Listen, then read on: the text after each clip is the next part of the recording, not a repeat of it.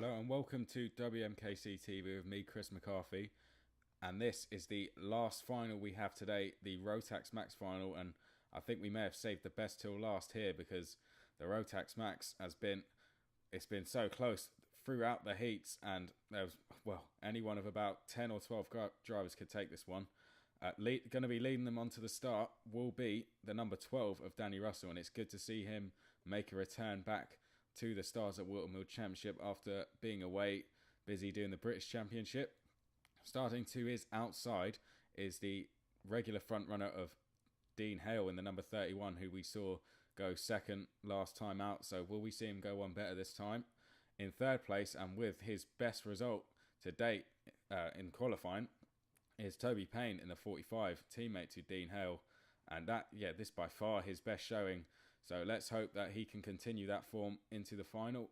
And to his outside in the number 11, a man who also has returned after doing the British Championship, is Jack Constable. So this is going to be a cracking race, ladies and gentlemen. I can promise you that. Let's get on with the Rotax Max final, the last final of the day. They're onto the start now. The lights go out. And it was a close start there, but it looks like Dean Hale might have just gone around the outside. Yes, he has. So he's taken the lead. And Adam Smith there, I think, was the man who we see gone off in the background. Yes, it is. He's got going again straight away, but he's lost a lot of ground to the leaders. And Jack Constable there defending from Danny Russell, who's climbing all over the back of him. And Dean Hale has already got himself a gap, not even needed to defend from anyone. Toby Payne is there in fourth. I think Rob Guilford that was making a move there to run fifth. So Dean Hale, a great start, complete opposite to what we saw last month where he lost the lead at turn one. This time he gained the lead into turn one. Round the outside he braved it, and Danny Russell was caught napping at the start there, and he's found himself now in third position. And it delayed the likes of Toby Payne, who started behind him, as he is now coming under pressure from Rob Guilford, another man who's just made a return to this championship after about a year out. So Danny Russell, through turn two we come for the second time. We go up the hill. Will we see, he's all over the back of Jack Constable. Will we see him go up the inside? He looks to the inside, and under braking he completes that move. Jack Constable not fighting him too hard will probably be better. No, it's better just to tuck him behind Danny and see if he can tow him up to the back of Dean Hale, who is already off into the distance. Rob Guilford has gone past Toby Payne there to run fourth now. So Toby Payne is dropping back at the start of this race. He had his best qualifying there to start third, but has lost a couple positions like Danny did. And he needs to just get himself together here, get into a rhythm and tuck in behind Rob Guilford. There's Adam Smith, and he's done a very good recovery in the early stages of this race. We saw him go off at turn two, but he's already made a handful of positions, and he's just behind Randall Lynn there, another man who has returned to karting. Was a very good driver in the TKM classes. And here comes Adam Smith up the inside.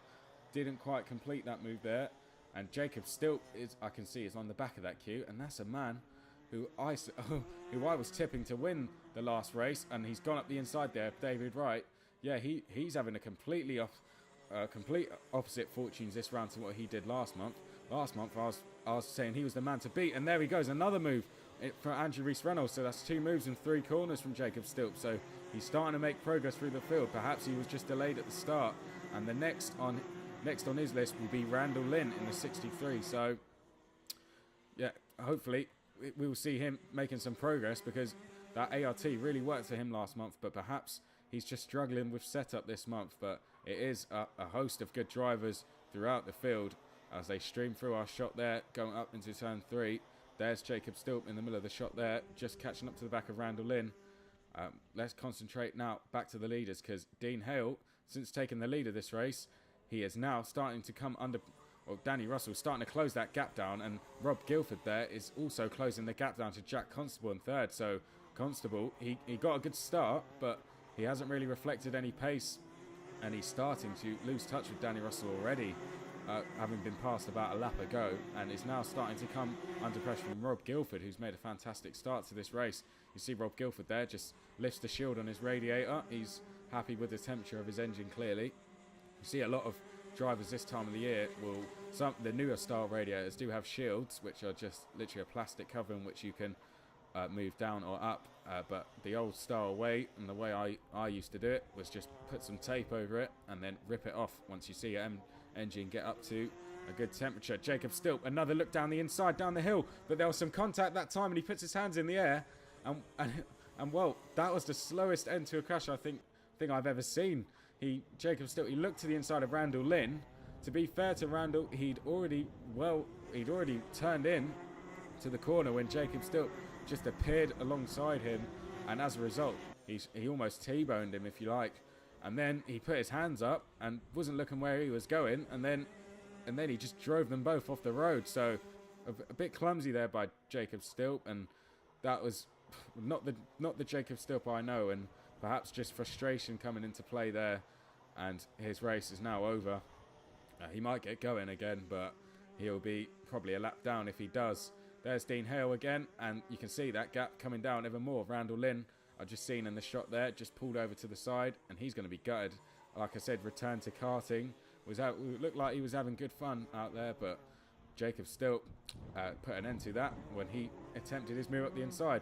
Rob Guilford is now into third position, I can see, whilst we were concentrating on that incident there. There's Jacob Stilp, so he has got going again. But yeah, Rob Guilford through into third place, a man I battled with for this championship back in 2011, and since then hasn't really done much karting, but he's returned again this year, and it's good to see him back running on that Tony kart. He's used to run the Sodi kart chassis, but running the Tony kart now, and looks to be really finding some pace straight away. So let's see if he can finish on the podium this month. Toby Payne there in the back of your shot, and he's got the two PPR drivers right on his tail, and that is Adam Smith, who is right behind him. There's Danny Russell there, the tall figure. Finished 12th in the Super 1 Championship this year to Danny. He's a very got a wealth of experience at national and European level. And Adam Smith there makes a move on his teammate to go up the inside. As expected, his teammate didn't fight him too hard. And is next on his list will be Toby Payne there in the Zanardi. But yeah, Danny finished 12th in that Super 1 Championship this year.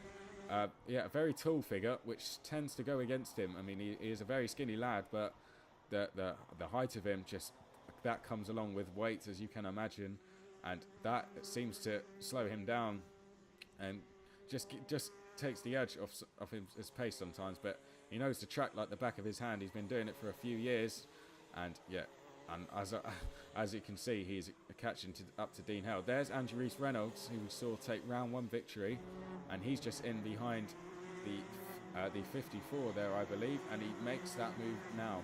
So good move there, getting past Jake Sturt, the teammate to Adam Smith. So that is a good move.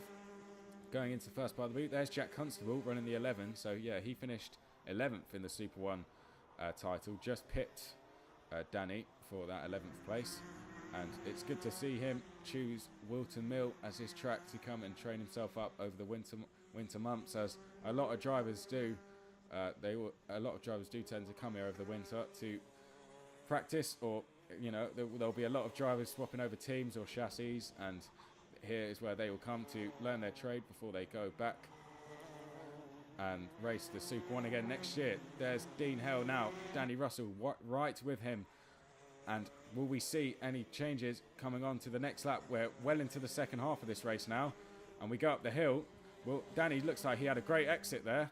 Up he comes from the hill. The weight obviously not weighing him down this one. He picks up a nice toe, and up the inside he goes. There's a very strong wind today, and that would have helped Danny a lot there in his toe. Yellow flag's going through 5 there, so Dean Hale not being able to fight back just yet. But Danny's defended, coming through turn 6, and now he's looking round. He's got Dean Hale all over the back of him. What will happen into Chapman's? He has another look, and he defends into Chapman's, and he's really starting to almost over-defend, if you like, here, because now they're starting to... Rob Guilford there, he's going to have a massive grin under his helmet because he can see the two in front battling, and he's starting to catch up.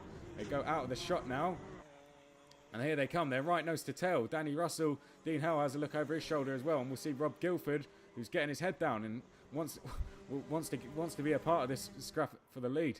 Come up the hill, but Danny looks like he's got doesn't need to defend this time round.